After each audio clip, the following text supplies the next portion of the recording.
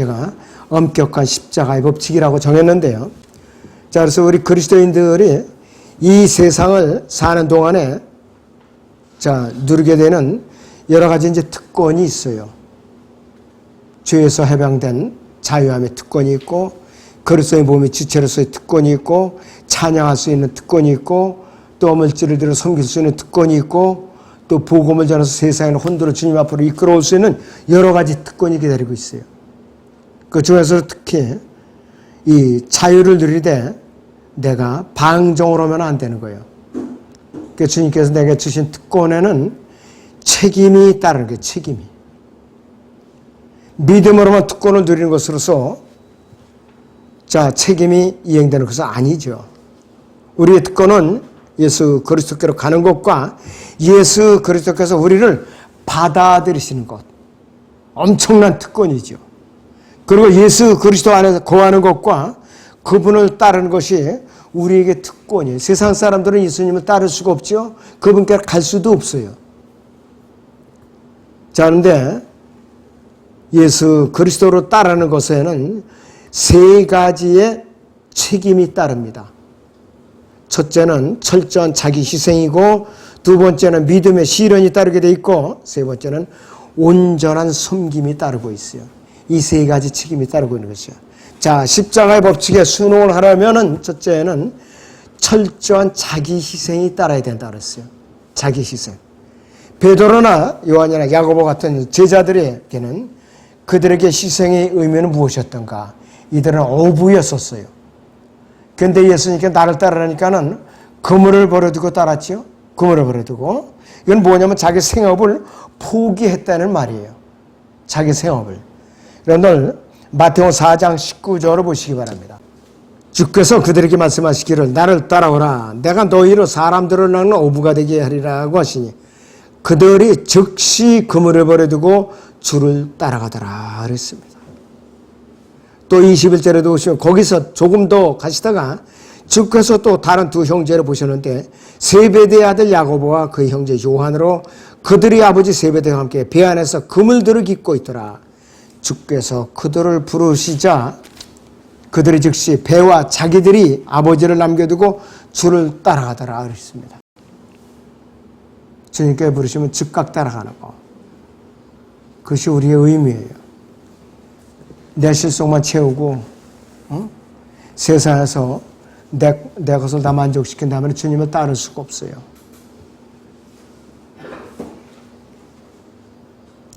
마태에게는 자기 밥줄인 세무소에 앉아서 공무원으로 세무 공무원으로서 세리를 봤단 말이에요. 나를 따르니까 즉시 그 세리의 일을 접고서 주님을 따른 것이에요. 이 쉬운 일인가 이거예요. 이 시대에 여러분들 자기가 직장에서 월급을 잘 받고 근무를 잘하고 있는데 너 나를 따라와라. 직장 그만둬. 그렇게 쉽게 따를 수 있겠느냐 이거예요. 근데 그때 제자들은 철저하게 따랐어요. 즉시 따랐던 것이요. 그리고 한 부유한 젊은 관원에게는 내가 가진 모든 것을 팔아 가난한 사람들에게 나눠주라고 했어요. 그러다 보니까 이 부자 청년은 재산이 너무 많았던 거예요. 내가 가진 거 다 팔아서 사람들에게 나눠주고 나를 따라하니까 근심 걱정이 앞서가지고서 슬피 울면서 돌아간 거예요. 이 사람은 주님의 제자가 될 수가 없었던 것이죠. 예수 그리스도를 따른다는 것은 최소한 두 가지 원칙이 있어요. 첫째는 철저하게 자기를 부인해야 되는 것이. 또 하나는 예수 그리스도와 그분의 요구에 첫 번째로 따라야 되는 것이에요. 그러니까 손에 쟁기를 잡고 뒤를 돌아보는 자는 하나님 왕국에 적합하지 않노라 그렇게 주님께서 말씀을 하셨어요. 내가 먼저 가서 내 부모님께 인사를 드리고 정리하고 오겠습니까 하는 손에 쟁기를 잡고 뒤를 돌아보는 자는 하나님 왕국에 적합하지 않다. 이렇게 야단을 쳤죠. 그럼 바깥은 서로 보세요.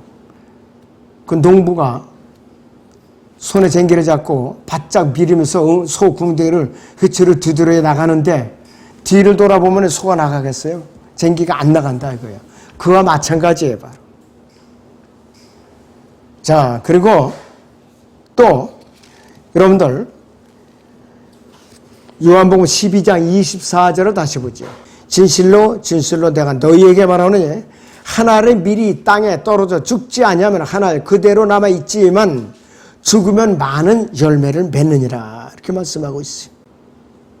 하나의 미라를 땅에 심고 나서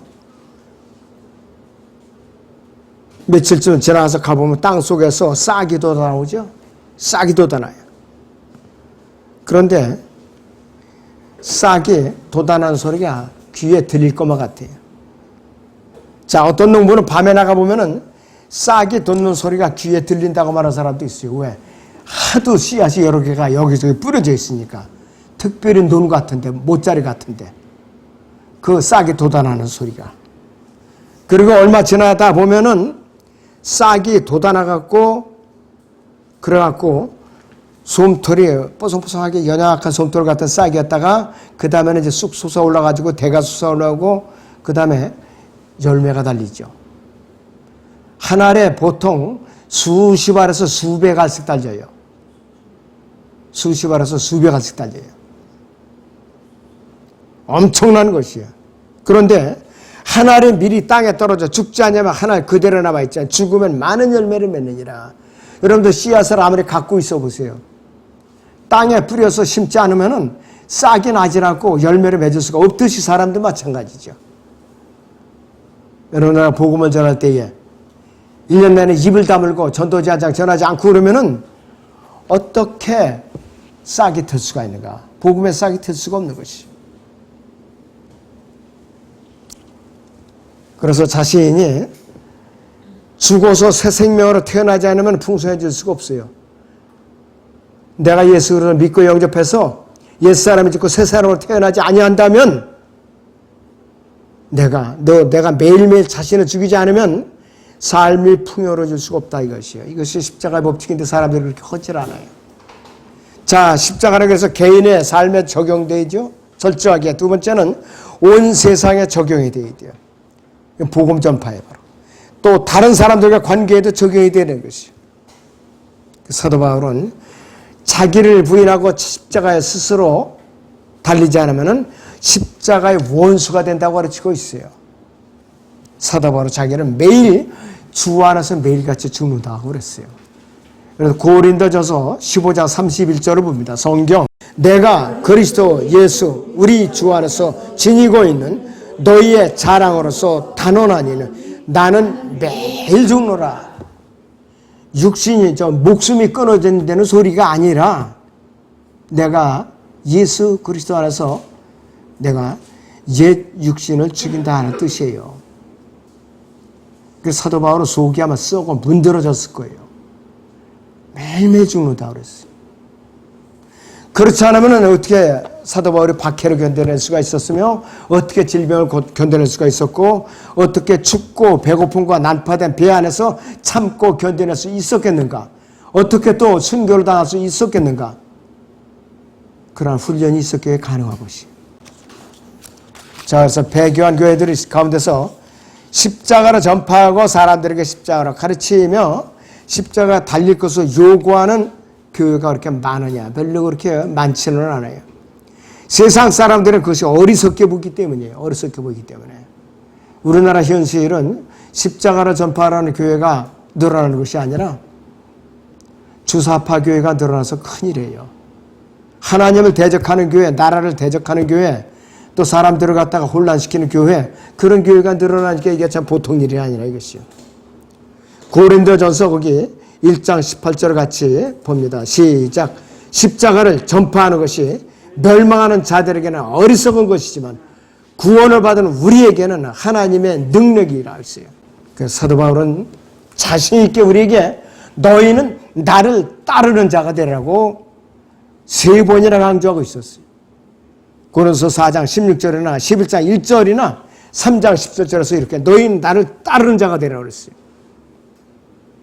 이것은 뭐냐? 자기 자신을 부인하고 십자가에 스스로 달릴 것을 권고하는 말이에요. 근데 사람들은 매일같이 자기 옛 육신을 죽이는 것을 좋아하지를 않아요. 왜? 아예 방법조차 몰라요. 십자가 법칙조차 모르기 때문에 그렇다 이것이. 한 알이 미리 땅에 떨어져 죽지 않으면 한 알 그대로 남아 있지만 죽으면 많은 열매를 맺느니라니 주님의 말씀조차 이해를 못하기 때문에 그래요. 여러분들 봄에 여러분들 집에 베란다에라도 화초 씨를 뿌린 사람들, 그 다음에 꽃가게 가서 고추를 몇 대씩 이제 사다가 심은 사람들, 지금쯤은 아마 고추가 여러 개가 조롱조롱 달려 있을 거예요. 또 꽃을 뿌린 사람들도 그렇고. 요한복음 12장 25절에 대로 자기 생명을 사랑하는 사람은 그것을 잃을 것이요 이 세상에서 자기 생명을 미워하는 사람은 그것을 영생에까지 보존하리라고 했어요. 굉장히 중요한 말씀이에요. 여기 같이 읽습니다. 시작. 자기 생명을 사랑하는 사람은 그것을 잃을 것이요 이 세상에서 자기 생명을 미워하는 사람은 그것을 영생에까지 보존하리라고 그랬어요. 주님께서 가르쳐 주시는 이것이 생명의 법칙이고 자기 부인의 법칙이고 확고보다 십자가의 법칙이에요. 이 소중한 법칙은 사람이 생각하는 것과 반대예요. 세상과 반대의 법칙이에요, 이것이. 그런데 이것이 하나님의 법칙이에요. 자, 여러분들도 자신의 몸의 근육을 갖다 튼튼하게 유지하기 위해서는 운동을 해야 되죠. 꾸준히 적절하게 운동을 해야 돼요. 내가 나이 들수록 너무 힘들다고 운동을 하지 않고 근육을 단련시키자면 근육살이 자꾸 빠져나가고 나중에 뼈만 남는 것이에요. 자, 그래서 근육을 지나치게 아끼면 빈약해지게. 자, 5달란트를 맡은 종이 장사를 해갖고 5달란트 더 벌고 또 2달란트를 맡은 종이 2달란트로 이제 벌어서 또 2달란트를 만들어 놨더니 먼데 여행 갔던 주인이 돌아와서는 칭찬을 해줬죠. 1달란트를 받아갖고 야단 맞을까봐 땅속에다 묻었던 사람은 야단 맞을 정도가 아니라 빼앗아갖고 10달란트가 된 사람한테 줘버렸죠. 자기 상급과 유업을 빼앗기는 것이 예표입니다. 진정으로 영원한 생명을 얻기를 원한다면 생명을 주님께 내어놓아야 돼요. 말로는 구원받았다고 사람들이 그러는데 구원받지 않은 사람들이 허다하고 또 마땅히 주님을 영접한 사람들이 전혀 변화가 없는 사람들이 큰일이에요. 지금 이게. 성경을 읽지를 않아요. 죽어라고. 기도를 죽어라고 또 안 해요. 또. 이건 뭐냐. 자기 생명을 주님께 드리지 않은 사람의 특징이에요. 이것이 바로. 여러분들 양심에 찔림이 있는 분들은 여기 해당되는 분들이에요. 죽어라고 기도 안 하고 죽어라고 성경 읽지 않고 그러면은 주님께 자기 생명이 내어준 사람이 아니에요. 구원은 받았어도 어거지로 그냥 딸려가는 사람에 불과하다 이것이에요. 이 시간을 통해서 여러분들이 내가 나태하고 결렸다면 정신을 바짝 차리고 내가 완전히 마음을 돌이키는 소중한 시간이 되시기 바랍니다. 그래서 악하고 게으른 종아 너는 내가 심지 않은 것을 거두고 뿌리지 않은 것을 모으는 줄로 알았으니 이렇게 크게 책망하는데 누구든지 십자가에 매달려야만 영생을 얻고 많은 열매를 맺을 수가 있죠. 진정으로 영원한 생명을 얻기 원하면 자신의 생명을 주님 앞에 내어드리고 자기를 부인하는 삶을 살아야 돼요. 그렇게 하면 예수 그리스도께서 영원한 생명으로 그 사람한테 돌려주셔요. 여러분들이 몸이 변화돼서 셋째 하늘에 올라가면은 완전히 그때는 입장이 바뀌는 것이에요. 그런데 구원을 받고 나서도 자기를 부인하지 않고 그냥 세상과 짝고 살았다면 올라가서 아무것도 상급받을 게 없어요. 1달란트 받아갖고 땅에 묻었다가 올라간 사람이랑 똑같아요. 책망만 받는 것이에요. 불로 태우니까 건질 게 있어야지. 잿더미만 남고. 자, 그래서 진정으로 영원한 생명을 얻기를 원한다면 생명을 주님 앞에 과감하게 내놓아 있어요. 그렇게 하면 예수 그리스도께 영원한 생명으로 돌릴 수가 있고 자기 생명을 아끼고 내어놓지 않으면 죽을 수도 없을 뿐만 아니라 예수 그리스도를 위해서 자신을 내어놓으면 더 풍성한 것으로 돌려받게 되는 것이에요. 영원에 가서 영원한 생명을 얻을 수 있고 우주 공간에서 영원에서 통치할 수가 있죠. 새 예루살렘 도서관에서 아주 의리란 저택을 우리가 받을 수가 있죠. 엄청난 축복을 기다리고 있어요. 자, 십자가 법칙에 순응하려면 두 번째 법칙이 있어요. 믿음의 시련이 따라야 되는데, 믿음의 시련이. 베드로는 예수 그리스도를 위해서 죽어야 될 것을 주님께서는 말씀하셨죠.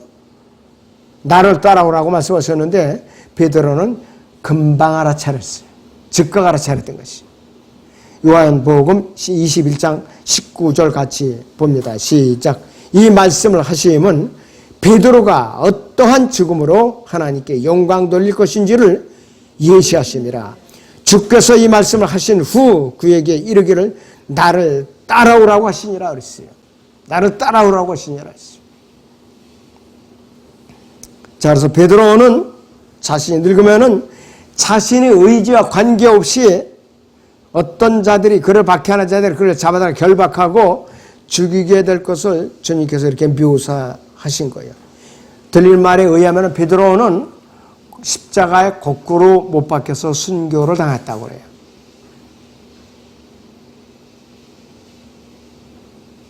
자, 그래서 언제 제가 시간이 나면은 12 제자가 어느 장소에서 어떻게 순교를 했는가 그것도 제가 말씀으로서 여러분께 이제 선포를 드리려고 합니다. 자, 그래서 시몬 베드로는 주님께서 들려주신 이 말씀을 잊지 않고 그는 자기가 베드로 전후서를 기록하면서 베드로후서 1장 13절에서 15절에서 이렇게 간증을 하고 있어요. 그렇도다 내가 이 장막에 있을 동안에 너희를 각성시켜 기억하게 함이 옳은 줄로 여겨나니 이는 우리 주 예수 그리스도께서 내게 보여주신 것 같이 나도 나의 장막을 벗어날 때가 임박했음을 알미라. 또한 내가 떠난 후에라도 너희가 이런 것들을 항상 기억할 수 있도록 내가 쓰겠느니 힘쓰겠느니. 그런데 베드로는 주님께서 하신 말씀을 철저하게 기억을 했던 것이 자신이 처한 상황으로 미뤄서 죽음이 닥쳐오고 있다는 것을 미리 감지하고 있었던 것이 많은 사람들이 자신이 죽음을 앞두고 있는 것을 알고 있었어요. 사도 바울도 알고 있었죠. 디모데후서 4장 6절에서 8절을 같이 보죠. 내가 이미 제물로 들어질 준비가 되어 있고 떠날 때가 이르렀도다. 내가 선한 싸움 싸우고 달려갈 길을 마치고 믿음을 지켰으니 이후로는 나를 위해 의의 면류관이 마련되어 있어 의로운 재판관이 죽게 해서 그 나라 이것을 내게 줄 것이며 또 나뿐만 아니라 그의 나타나심을 선포하는 모든 사람에게도 주실 것이라 그랬습니다.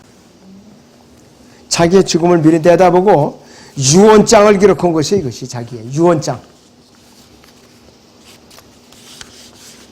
자, 베드로는 베드로서 1장 14절에서 이는 우리 주 예수 그리스도께서 내게 보여주신 것 같이 나도 나의 장막을 벗어날 때가 임박했음을 알미라 했어요. 내가 나의 장막이라고 그러는 게 내 장막이면 내 몸이라 이거예요. 육신의 몸을 말하는 것이에요. 바로 바울은 디모데후서 1장 12절에서 그런 연유로 내가 이러한 고난을 내가 부끄러워하지 아니하노라 했어요. 이는 내가 믿음으로 알고 내가 위탁한 것을 그날을 대비하여 그분께서 능히 지키실 줄 알미니라 확실함이라 그랬어요. 그 베드로나 바울이나 모두가 자신들이 지금 어디로 가는지 확실하게 알고 있었던 사람이에요. 하나님께 영광을 돌릴 수 있는 죽음이라면은 끝까지 믿음을 버리지 않은 채 고난을 당하고 이제 죽는 것을 말하는 것이에요. 사도들이나 성도들이나 예수 그리스도의 이름을 위해 고난을 받고 죽음을 당하면서 하나님께는 지극히 소중한 영광이 되는 것이에요. 이러한 고난과 죽음을 당한 성도들에게는 큰 상과 약속이 기다리고 있는 것이요. 이 지상의 왕국이 세워지면은 1000년 동안 다스림에 참여하는 그 유업이 기다리고 있는 것이요.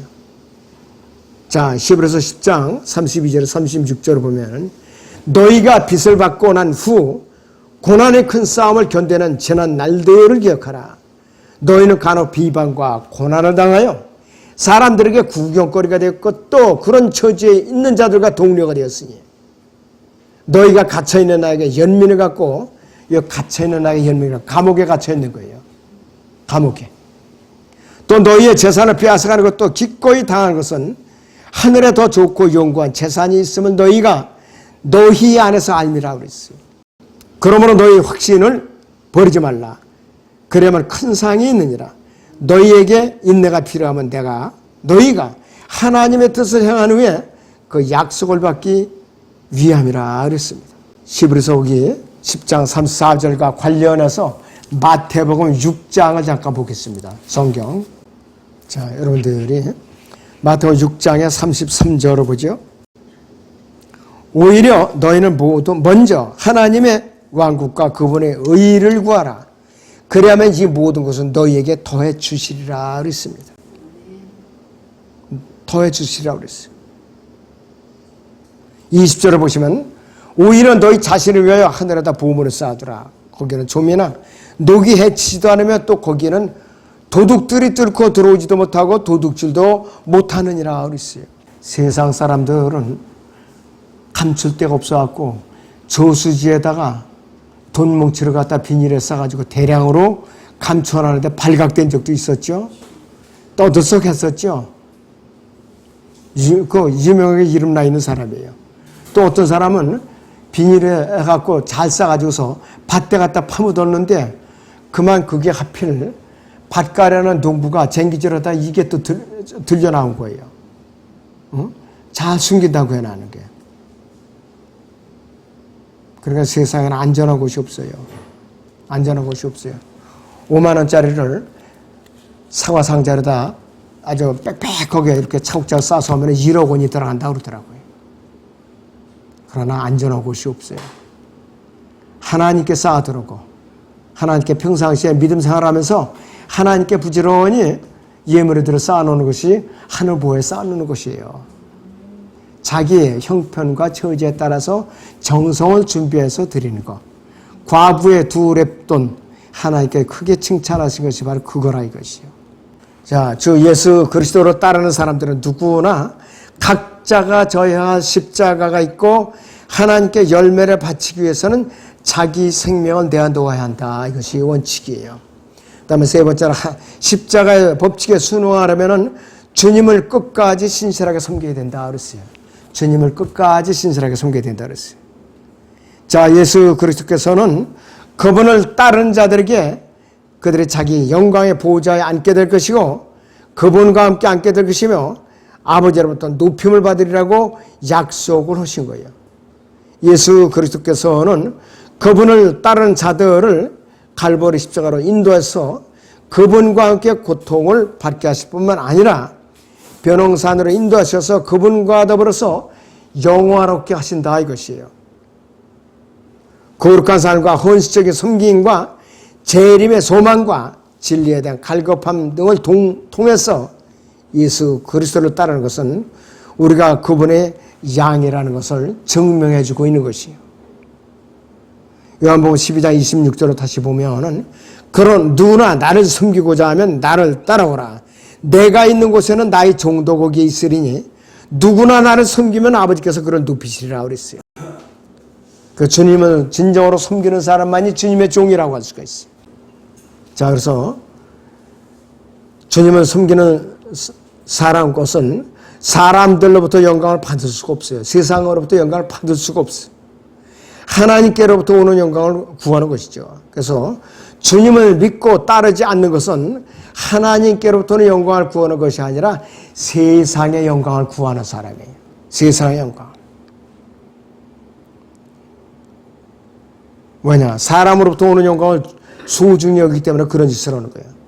이런 사람은 예수 그리스도를 개인의 구세주로서 믿을 수도 없을 뿐만 아니라 믿었다 해도 셋째 하늘에 올라가면 산 것과 여부는 아예 없어요.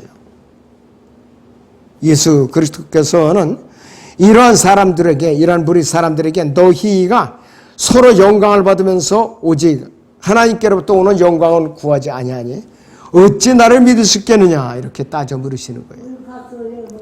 주님의 영광을 사랑하는 사람은 세상 사람들로부터는 영광을 이제 받지 못하지만은 하나님께로부터 영광을 받는다 그랬어요. 예수 그리스도로 섬기면 하나님께서 자신을 높여주실 것이다 그랬어요. 자, 지금 예수 그리스도께서 우리에게 굳게 약속하신 것이에요. 이것이 하나님께 우리를 높여주시고 영광스럽게 해주시는 것은 앞으로 그리스도의 심판 속에서 분명하고도 확실하게 드러날 것이에요. 지금 일이 아니에요. 미래의 일이에요. 앞으로. 그러니까 여러분은 당장에 이렇게 눈에 보이지 않으니까 나태하고 길을 질 수밖에 없어요. 보이지 않는 것을 믿는 것이 믿음이라고 그랬잖아요. 여러분들. 마지막에 점점 더 가까워지고 있어요. 지난주 오전 예배 시간에 제가 3주 전에 설교를 했죠. 설리 예배 시간 오전에. 마지막에는 교회가 배경한다 그랬어요. 각자 믿음 각자가 지켜야 됩니다. 아무쪼록 여러분들이 끝까지 책망을 받지 않으면 엄격한 십자가의 법칙인 철저한 자기 희생과 그 다음에는 또 여기서 믿음의 시련을 철저하게 따라가는 것과 그 다음에는 또 주님을 끝까지 신실하게 섬겨야 된다는 것, 이 세 가지 법칙을 잊지 마시기 바랍니다. 기도하겠습니다.